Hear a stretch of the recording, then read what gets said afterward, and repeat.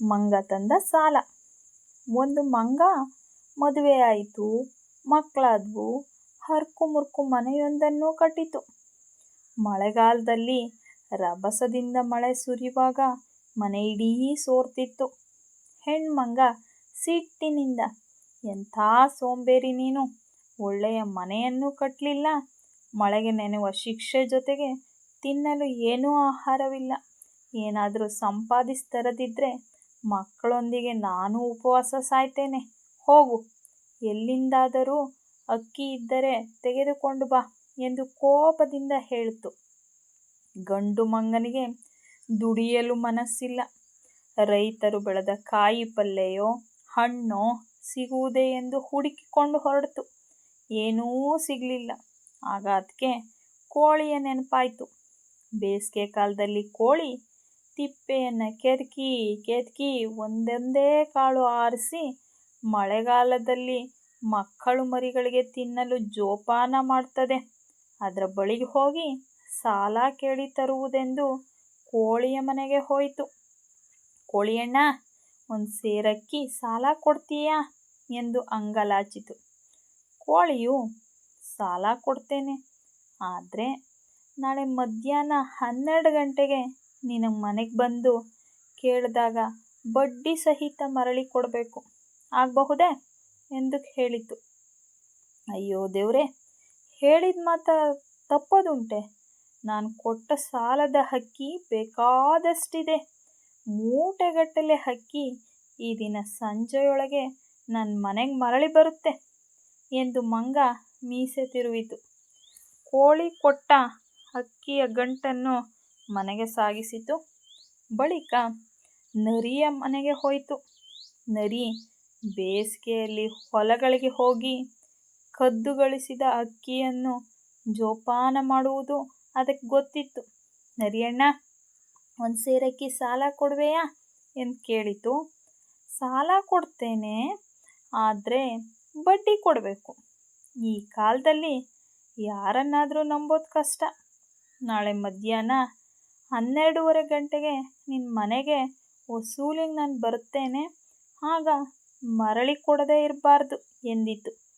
ಸರಿ, ಚೇಚೆ, ಹಾಗೆ ಮೋಸ ಮಾಡುವುದು ಉಂಟೆ? 1-2 ಪಾಲು ಕೊಡ್ತೇನೆ. ಈ ದಿನ ಸಂಜೆ ನನ್ನ ಮನೆಗೆ ಎಷ್ಟು ಅಕ್ಕಿ ಬರುತ್ತದೆ ಎಂದು ನೀನೇ ನೋಡು ಎಂದು ಮಂಗವು ನರಿಯ ಮಾತಿಗೆ ಹೇಳಿತು. ಅದು ಕೊಟ್ಟ ಅಕ್ಕಿಯನ್ನು ಮನೆಗೆ ತಂದಿತು. ಮಂಗ ಮತ್ತೆ ನಾಯಿಯ ಮನೆಗೆ ಸಾಗಿತು. ನಾಯಿ ಕುರಿಗಳನ್ನು ತೋಳಗಳಿಂದ ರಕ್ಷಿಸಲು ಕಾವಲು ಕಾದು ಯಜಮಾನನು ಕೊಟ್ಟ ಅಕ್ಕಿಯನ್ನು ಸಂಗ್ರಹಿಸಿಡುವುದು ಅದಕ್ಕೆ ಗೊತ್ತಿತ್ತು. ನಾಯಿಯಣ್ಣ, ಒಂದು ಸೇರಕ್ಕಿ ಸಾಲ ಕೊಡ್ತೀಯಾ? ಬಡ್ಡಿಯೊಂದಿಗೆ ನಾಳೆ ಮಧ್ಯಾಹ್ನ 1 ಗಂಟೆಗೆ ತಂದು ಕೊಡ್ತೇನೆ ಎಂದು ಬೇಡಿತು. ನಾಯಿಯು ಅಕ್ಕಿಯನ್ನು ಕೊಟ್ಟಿತು. ನೀನು ತಂದು ಕೊಡುವೆ ಎಂಬ ಮಾತಿನಲ್ಲಿ ನನಗೆ ನಂಬಿಕೆ ಇಲ್ಲ. ನಾಳೆ 1 ಗಂಟೆಗೆ ನಾನೇ ನಿನ್ನ ಮನೆಗೆ ಬರ್ತೀನಿ, ಕೊಡು ಅಂತ ಅಂತು. ಮಂಗ ಅಕ್ಕಿಯನ್ನು ತಂದು ಹೆಂಡತಿಗೆ ಕೊಟ್ಟು ಹುಲಿಯ ಗುಹೆಗೆ ಹೋಯಿತು. ಹುಲಿಯಣ್ಣ, ಮರ್ಯಾದೆ ಹೋಗ್ತದೆ, ಒಂದು ಸೇರಕ್ಕಿ ಸಾಲ ಬೇಕಿತ್ತು, ಬಡ್ಡಿಯೊಂದಿಗೆ ನಾಳೆ ಮಧ್ಯಾಹ್ನ 1:30 ಗಂಟೆಗೆ ವಾಪಸ್ ಕೊಡ್ತೇನೆ ಎಂದು ಕೇಳಿತು. ದಾರಿಯಲ್ಲಿ ಹೋಗುವ ವ್ಯಾಪಾರಿಗಳನ್ನು ಹೆದರಿಸಿ ಹುಲಿ ಮಳೆಗಾಲಕ್ಕಾಗಿ ಅಕ್ಕಿಯನ್ನು ಸಂಗ್ರಹಿಸಿ ಇಡುತ್ತಿತ್ತು. ಆದ್ದರಿಂದ ಮಂಗನಿಗೆ ಸಾಲ ಕೊಟ್ಟಿತು. ನಾಳೆ ಮಧ್ಯಾಹ್ನ ನಿನ್ನ ಮನೆಗೆ ಬರ್ತೇನೆ, ಆಗ ಏನೂ ನೆಪ ಹೇಳದೆ ಮರಳಿ ಕೊಡದಿದ್ದರೆ ಕೊಂದು ಹಾಕ್ತೀನಿ ಎಂದು ಎಚ್ಚರಿಸಿತು. ಮಂಗ ಅಕ್ಕಿಯನ್ನು ಮನೆಗೆ ತಂದಿತು. ಹೆಂಡತಿ ಮಕ್ಕಳೊಂದಿಗೆ ಹಬ್ಬದ ಊಟ ಮಾಡಿತು.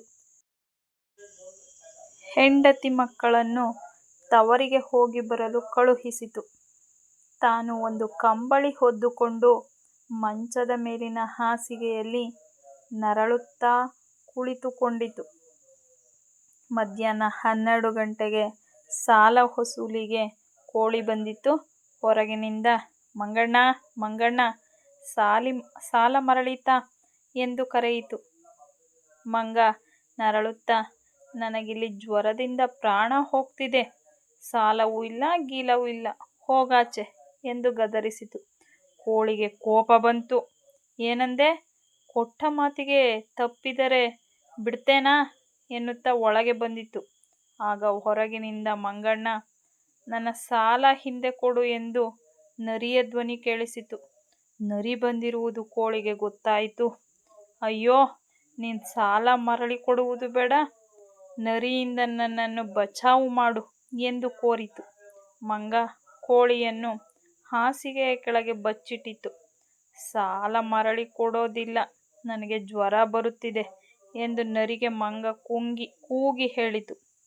ಕೊಡದಿದ್ರೆ ಸುಮ್ಮನೆ ಬಿಡ್ತೇನಾ ಎಂದು ನರಿ ಒಳಗೆ ಬಂದಿತು.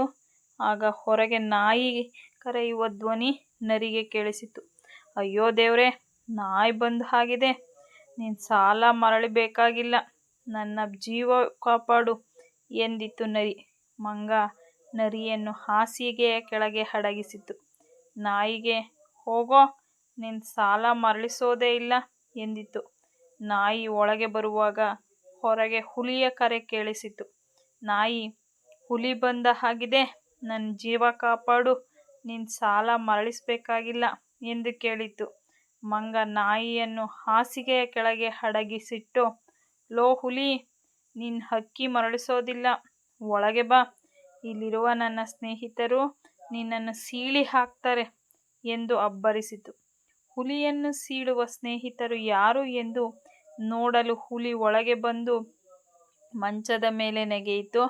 ಮಂಚ ಮುರಿದು ಬಿತ್ತು. ಅದರೊಳಗಿದ್ದ ಕೋಳಿ ಹೊರಗೆ ಬಂದಿತು. ಕೋಳಿಯನ್ನು ಬೆನ್ನಟ್ಟಿ ನರಿ ಹೊಡಿತು. ನರಿಯನ್ನು ಕಂಡು ನಾಯಿ ಬೆಂಬತ್ತಿತು. ಮಂಗ ಸದ್ದಿಲ್ಲದೆ ಮನೆಯಿಂದ ಹೊರಗೆ ಜಿಗಿದು ಮರವೇರಿ ಕುಳಿಯಿತು. ಹುಲಿಯ ಭಯದಿಂದಾಗಿ ಅದು ಮತ್ತೆ ಮನೆ ಕಟ್ಟಿಕೊಳ್ಳದೆ ಮರವನ್ನು ಮನೆ ಮಾಡಿಕೊಂಡು ಅಲ್ಲೇ ವಾಸಿಸಿತು.